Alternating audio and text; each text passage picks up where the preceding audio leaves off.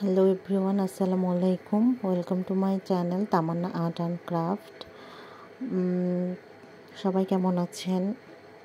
অনেক দিন থেকে আবারও কোনো ভিডিও আপলোড দেওয়া হয় না, যদিও আমি আপনাদেরকে বলতেই থাকি আমি ভিডিও দিব, কিন্তু এমন হয়েছে যে ভিডিও দেওয়াই হচ্ছে না। এই জন্য আমি আন্তরিকভাবে অনেক দুঃখিত। তো সবাই আমার জন্য দোয়া করবেন। আমার সামনে একটা এক্সাম আছে, যার কারণে আমি একদম অ্যাক্টিভ থাকতে পারতেছি না। তো এই পাঞ্জাবিটা একটা ঈদের অর্ডার ছিল। তো এখানে আমাকে শুধুমাত্র পাতার ডিজাইনে নিয়ে কাজ করতে বলা হয়েছিল। তো আসলে হচ্ছে যে একটা কালার দিলে তো মানাবে না, এই জন্য নিজের ইচ্ছা মতো পছন্দ অনুযায়ী কালার্সগুলো দিয়েছিলাম। এবং এটা যেহেতু একটা গ্রিন টাইপের কালারের পাঞ্জাবি, সো এইটা ডিপ কালার আমি সাদা বীজ দিয়ে প্রথমে হচ্ছে আর্ট করে নিয়েছি। তো আপনারা যারা আমার ভিডিও দেখেন তারা অবশ্যই জানেন যে আমি কখনো আগে পেন্সিল দিয়ে আর্ট করি না। আমি খুব একটা পারি না। আমার কাছে পেন্সিল দিয়ে আর্ট করলে হিজিবিজি লাগে বা মনে হয় যে আর্টটা ঠিক হচ্ছে না। সো আমি সরাসরি একদম কাজ করতে লাগি।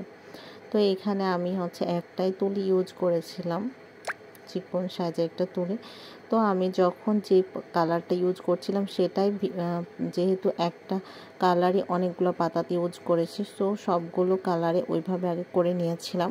কারণ আমি যখন সবুজ পাতাটা করব, আবার যদি করি তখন বারবার ধুয়ে আবার সবুজ কালার নেব। এই জন্য সবুজ যখন করছিলাম তখন সবুজই দিচ্ছিলাম, যখন নীল দিচ্ছিলাম তখন নীলই দিচ্ছিলাম, যখন হলুদ দিচ্ছিলাম এখন বেগুনি দিচ্ছি। তো এইভাবে কাজ করলে সুবিধা হচ্ছিল। তো সবসময় একটা পানি মগে রাখবেন এবং একটা তয়লা বা একটা কাপড় শোষণ করার, মানে পানি শোষণ করার মতো একটা এক্সট্রা কাপড় রাখবেন, তাহলে আপনার রং ছড়াবে না। অনেকে কাজ করতে করতে বলেন যে আপু হচ্ছে রং ছড়ায়া যায় কেন? যদি তুলিতে রং থাকে বা এনকের পরিমাণ বেশি হয় তাহলে কিন্তু ছড়ায়া যায়। তো আপনারা জানেন যে আমার কাজ কিন্তু সবসময় বলি যে সফট হয়, কারণ আমি এনকে বাইন্ডার মিক্সড করে কাজ করি। এনকে বাইন্ডার রঙের সাথে আমি মিক্সড করি না, জাস্ট আলাদা করে প্লেটে নিয়ে রেখে তুলির সাহায্যে নিয়ে অল্প করে মিক্সড করে কাজ করে। তো আলহামদুলিল্লাহ অনেক সফট হয়। আর এই কাজটা যেহেতু অনেক অল্প, সো এইখানে কাজ অবশ্যই সফট হওয়ারই কথা।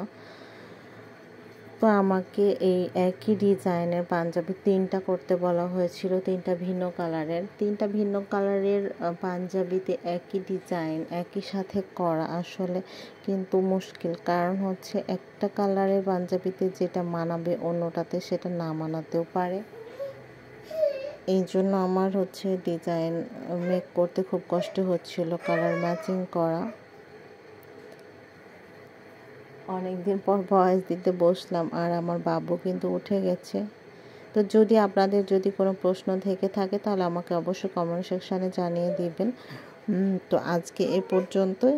ভিডিওটি লাস্ট পর্যন্ত দেখতে থাকুন এবং আমার চ্যানেলের সাথেই থাকুন।